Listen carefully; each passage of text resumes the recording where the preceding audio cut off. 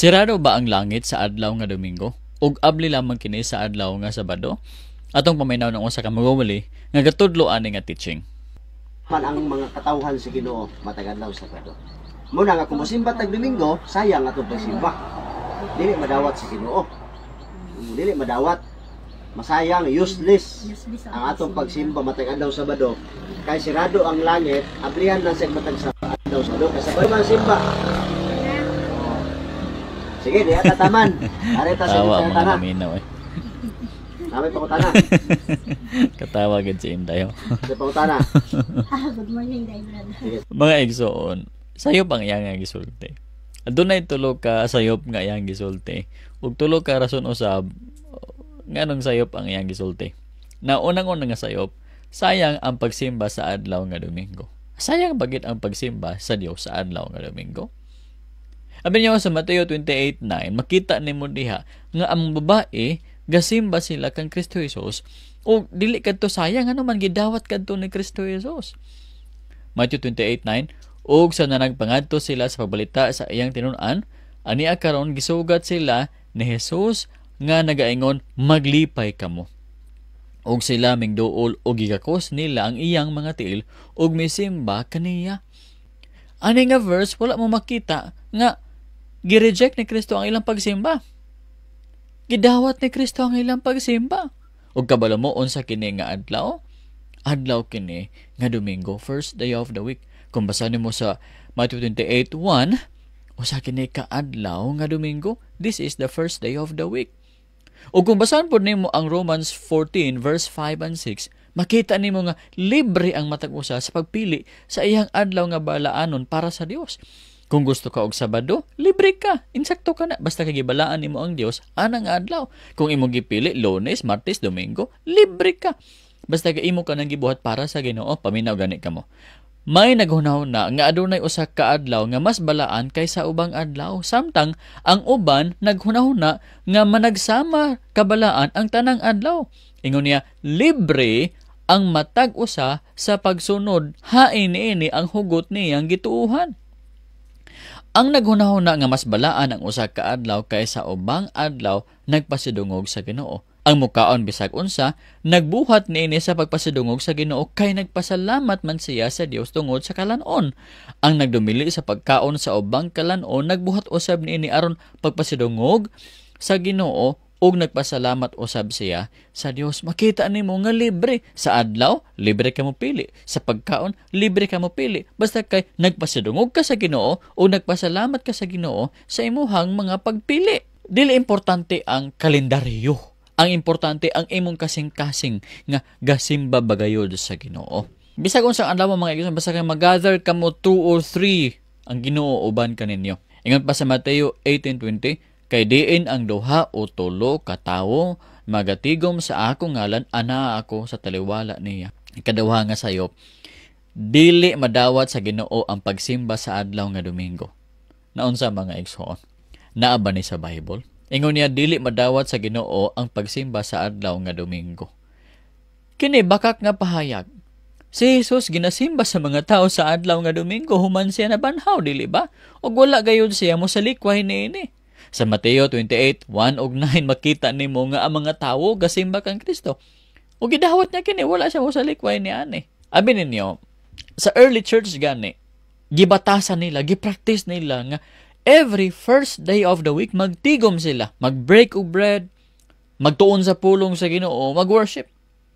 Kung basahin mo sa John 20 verse 19, mao ni ang pagtigom nila.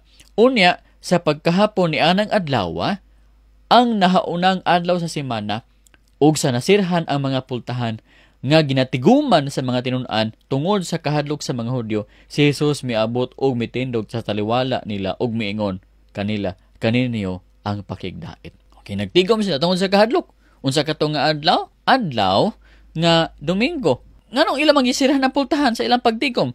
Kay basin makit-an sila sa mga tao nga hala ga-worship na pud sila. Di ilang gi-close ang pultahan. O gabi mo, dili lang kadto ato nga semana ila ka nang gibuhat. Gibuhat na po nila na after next nga week, Sunday gihapon. Verse 26, ug sa tapos ang 8 ka adlaw, dito na usab ang iya mga tinun-an sa sulod. ug si Tomas uban kanila. Samtang ang pultahan tinak-upan, si Jesus misulod og mitindog sa taliwala nila ug miingon, kaninyo ang pakigdait. Close ang door aron may makakita kanila. Nisulod si Kristo agi sa wall. Gamana gyud si Kristo kana sa glorified body, God siya. Nagtigom sila unsa nga adlaw? Ikabalo nga adlaw kini or nahaunang adlaw sa semana or Sunday. Si Kristo mismo nagpakita sa ila. Unsay purpose? Para makikita sila mag-gather dito ug mag-worship sa iya ha. O kung tan-aw nimo mga igsoon ang adlaw sa Pentecostes, the birth of the church. Adlaw gihapon nga Domingo.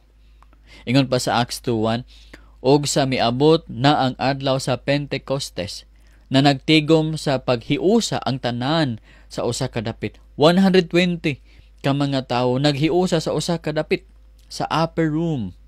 O dito nag-speak in tongues sila. Kay may kunsad ang Holy Spirit ngadto sa ilaha. Adlaw kato nga Pentecost. Meaning, ika-50 nga adlaw gikan sa pagkabanhaw ni Kristo. Kabalo mo sa meaning sa Pentecost? 50. Pentecostes, ika-50 nga adlaw gikan sa pagkabanhaw ni Kristo. Kabalo mo unsa nang adlaw? Kung ihapon nimo gikan sa pagkabanhaw ni Kristo hangtod sa ika-50 nga adlaw, Domingo kana. Domingo ang adlaw sa birth of the church. Domingo ang adlaw diin ang Holy Spirit mikunsad sa mga tao, naghatag kanila gahom aron sa pagsangyo sa maayo nga balita.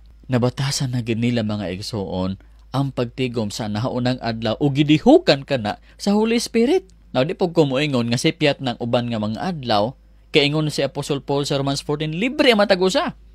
Pero diri kitagaan ni dako nga emphasis ang nahaunang adlaw. Kung basahon na pud nimo sa Acts 20 verse 7, gipractice na usab nila ang nahaunang adlaw sa semana sa pagtipik-tipik sa tinapay or Lord's Supper. Acts 27, og sa nahaunang adlaw sa semana sa nanagkatigom kami sa pagtipik-tipik sa tinapay. Nagwali kanila si Pablo kay buot siya mulakaw sa adlaw nga mosunod. O gitaas ang iyang wali hangtod sa tungang gabi. Duha ka butang ilang gibuhat. Nagtipik-tipik sa tinapay or Lord's Supper ug nagwali siya. Diba this is worship? Unya sa 1 Corinthians 16:2, nahaunang adlaw sa semana gihapon. Unsa na pud diani ang pag-gather sa offering para sa mga kabus nga Christians. Ingon pa ni Paul, sa nahaunang adlaw sa semana ang tagsatag sa kaninyo magpinig sa tipiganan sa bahin nga angay ingon sa iyang nadawat sa Dios aron walay pagpaamot sa akong pag-abot. Ngano man nga first day of the week, nganong Domingo man, kay Domingo ang ilang regular nga tigom.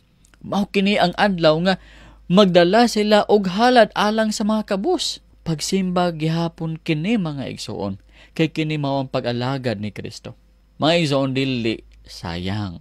Ug di puta pwede moingon nga dili madawat, kay nagbaha ang mga verses sa New Testament nga diin sila nagtigom, nagtipik-tipik, nagwali sa adlaw nga Domingo, first day of the week. Na ikatulo niya nga sipyat, ingon niya, sirado ang langit sa adlaw nga Domingo, abli lang og Sabado. Muna ang idea niya. Mga igsoon, walay usa ka bersikulo sa Bible nga nagaingon nga sirado ang langit pag Domingo ug abli lamang kini og Sabado. Ang Ginoo dili matulog, dili manirado, dili mohunong sa pagpaminaw, sa mga pag-ampo o sa mga pagsimba sa mga tao sa iyaha. Abli ang langit 24/7, walay cut off, walay close, walay break time. Dili na to buhat-buhatan og istorya ang Ginoo nga murag open hours only kung Sabado, close open. Open all the time ang langit. Abi ninyo sa yuta pa lang daan si Kristo midawat na sa pagsimba bisan pagdili ka na adlaw nga Sabado. Mateo 14:33. Og sila nga dito sa sakayan miduol og misimba kaniya sa pag-ingon, matuod gayud nga ikaw mao ang anak sa Dios. Kini nahitabo dito sa sakayan, miduol og misimba kaniya ang mga tinun-an og miingon, matuod nga ikaw anak sa Dios. Kini nga adlaw dili kini Sabado kay naman sila sa sakayan. Di ba? Ang setting ani si Kristo milakaw ibabaw sa tubig, si Pedro milakaw usab na onlod. Nya gipahunong ni Kristo ang hangin, ang dagat. Naingon dayon sila, matuod gayod ikaw mao ang anak sa Dios ug misimba sila kang Kristo. Dili kini adlaw nga Sabado apan gidawat ni Kristo ang ila nga pagsimba. Si David nag-awit sa Ginoo pirme dili lang kay sa Sabado. Salmo 34 verse 1, I will bless the Lord at all times. His praise shall continually be in my mouth. Pasalamatan ko ang Dios sa tanang panahon. Ang iyang pagdayig na kanunay sa akong mga baba. Kung Sabadora ang langit abli, aw kadaot gayod ni David. Kay murag sayop iyang kinaiya nga pirme siya mosimba ug modaig sa Ginoo, unya Sabador man day abli ang langit.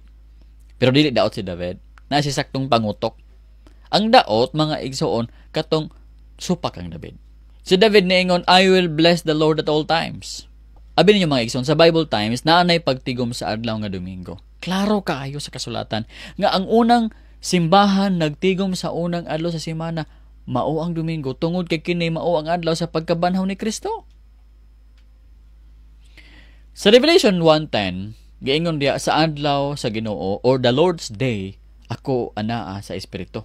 Naa siya sa Espiritu sa Lord's Day or Sunday. Pastor, nga nung Lord's Day man kini? Lord's Day kini, kay mao kini ang pagkabanhaw sa atong Lord Jesus Christ. Si Justin Martyr ni atong 150 AD, wala pa si Constantine. Niingon na siya nga ang regular nga pagtigom maong adlaw nga Sunday. Ingon niya, we hold our common assembly on the Sunday because it is the first day on which God created the world and Jesus, our Savior, rose from the dead on the same day. Nagtigom sila, common assembly, common nga pagtigom sa adlaw nga Domingo, kay mao kini ang adlaw diin sugdan sa Ginoo pagbuhat ang kalibutan ug mao sa kining adlaw nga si Kristo mabanhaw gikan sa mga patay. Tanawa, gitiguman nila ang Domingo nga pagsimba wala lapot si Constantine. Wala pa si Constantine. Dili si Constantine ang nagsugod sa Domingo nga worship. Gitiguman na kinidaan sa mga apostoles pa lamang sa ilang time. Si Constantine, igo lang siya nag-legalize, nagsulti, nag-approve sa kung unsa ang namugna na daan nga pagsimba. Iya kining gibuhat niya itong 321 AD, iyarang re-approve kung unsa nahitabo na. So, ang Domingo nga pagsimba, dili kabag-uhan, dili sayop, o dili pagsupak sa Ginoo. Ang Ginoo wala manirado sa langit kung Domingo. Sabado lang abli. Baka kana. Ang iyang kasing-kasing abli perme sa pagdawat sa mga pagsimba, pagampo sa mga tao bisan pag-unsa kanang adlaw.